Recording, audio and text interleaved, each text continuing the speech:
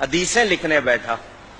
پہلی مرتبہ اس موقع پہ میں نے وہ حدیث پڑھی، اتفاق سے اس سے پہلے میری نظر سے نہیں گزری تھی. موسیٰ علیہ السلام کی روایت ہے، اس میں سب سے بڑا گناہ کیا ہے؟ سب سے بڑا ہم سمجھتے ہیں کسی کو قتل کر دینا، غیبت کر دینا، زنا کر لینا، شراب پی لینا ہے، ہم تو اس کو سمجھتے ہیں. اس حدیث میں تھا سب سے بڑا گناہ یہ ہے ماں باپ بلائیں اور میں کہہ دوں میرے پاس ٹائم نہیں ہے. یہ سب سے بڑا گناہ. اور ہم نے یہ کتنی بار کیا ہوگا؟ ہم تو آرڈر چلاتے، ماں کو کہہ دیں گے صبح اتنے بجے مجھے ناشتہ چاہیے، میرے کپڑے چاہیے، میرے دوست آ رہے ہیں، یہ پکنا چاہیے. ماں یہ نوکر ہے. اگر باپ آپ کی کو کرے تو آپ کہتے تو نے کیا کیا؟ تیرے باپ نے بھی تو تیرے ساتھ کیا تھا. یوں آگے بات کرتے.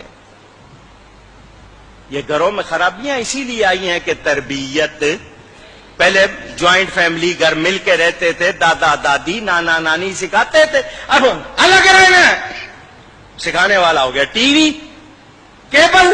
کیا سیکھو گے؟ ماں باپ جیسی کوئی نعمت اگر ناراض کیا ہے تو کبھی کامیاب نہیں ہوگو گے.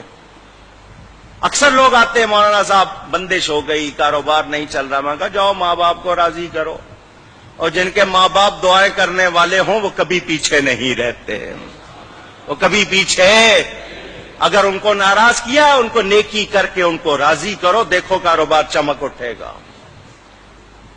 لیکن آپ ان کو ناراض کر کے سمجھ رہے ہو نہیں میں نے صحیح کیا تھا، پھر کچھ ملنے والا نہیں.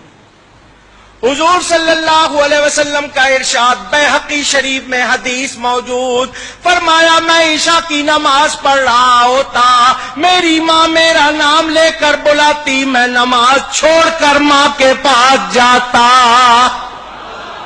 کتنا بڑا پیغام میرے آپ کے لیے. موسیٰ علیہ السلام مزاج میں تیزی تھی، اونچی بول لیتے تھے. جب جاتے تھے کوہ طور پر کلام کرنے، ماں پیچھے مصلی بچھا لیتی تھی. یا اللہ میرے موسیٰ کے مزاج میں تیزی ہے، بات کرتے ہوئے آواز اونچی ہو جائے تو معاف کر دینا. نبی تھے وہ معصوم. ماں ہوتی ہے، دعا کر رہی ہے، ماں کا انتقال ہو گیا. موسیٰ علیہ السلام طور پر گئے، غیب سے آواز آئی آج ذرا ہوش سے بات کرنا، پیچھے دعا کرنے والی نہیں بیٹھی. اب پہچانو ہمارے گھروں میں بے برکتی اسی لیے ہے کہ ہم نے ماں باپ کی قدر بلا دی. مگر ماں باپ بھی بڑے عجیب ہو گئے، انہوں نے اولاد کے حقوق نہیں پہچانے. آرڈر دیتے ہیں یا مارتے ہیں یا سختی کرتے ہیں یا ان کی جو ضروریات پوری نہیں کرتے، تربیت نہیں کرتے. دونوں کو ٹھیک ہونا پڑے گا. اولاد پر ماں باپ کے 6-7 حق ہیں، ماں باپ پر اولاد کے 80 سے زیادہ حقوق ہے. پتہ سیکھتے نہیں. میری پوری تقریر اس موضوع پر بھی ہے، اس کی بھی ریکارڈنگ ہے، دیکھ لینا، سن لینا. پہچانو، کوشش کرو، اپنے معاشرے کو ٹھیک کرو. جہاں ماں باپ کی قدر نہیں ہوگی وہاں برکت. کتنے واقعات ہیں، عجیب واقعات. یہ واقعہ میں نے آپ کو کئی مرتبہ سنایا ہوگا، ایک بار پھر سن لو. موسیٰ علیہ السلام جا رہے ہیں، لمبا سفر ہے. اللہ نے فرمایا موسیٰ پیدل سفر کر لو گے یا سواری چاہیے؟ یا اللہ سواری مل جائے تو آسانی ہوگی. فرمایا یہاں ہمارا ایک بندہ ہے، جاؤ اس کے پاس، وہ تمہارے لیے سواری کا انتظام کرے گا. موسیٰ علیہ السلام چلے گئے ان کے پاس.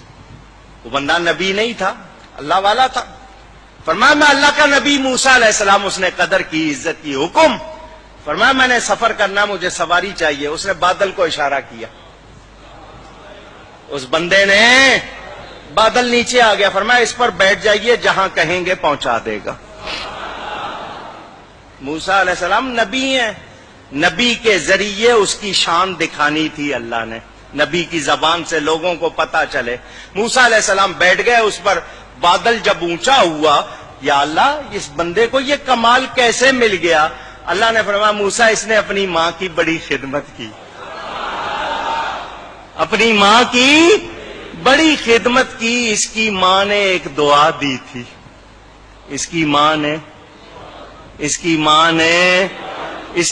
کہا تھا یا اللہ میرے بیٹے نے میری کوئی بات نہیں ٹالی، تو اس کی نہ ٹالنا، اس نے میری کوئی بات کبھی ٹالی نہیں، تو اس کی نہ ٹالنا، بس ہم اس کی ماں کی دعا کی وجہ سے اس کی ہر بات کو پورا کر دیتے۔ اندازہ کرو، ماں باپ کی قدر پہچانو، اگر وہ وفات پا گئے ان کے لیے نیکی کرو، ہر دعا میں ان کے لیے نیکی کرو، جو صدقہ دو ان کی طرف سے دو، تمہیں بھی ثواب ملے گا، تمہارا ثواب کہیں نہیں جائے گا، ان کی روح خوش ہو جائے گی۔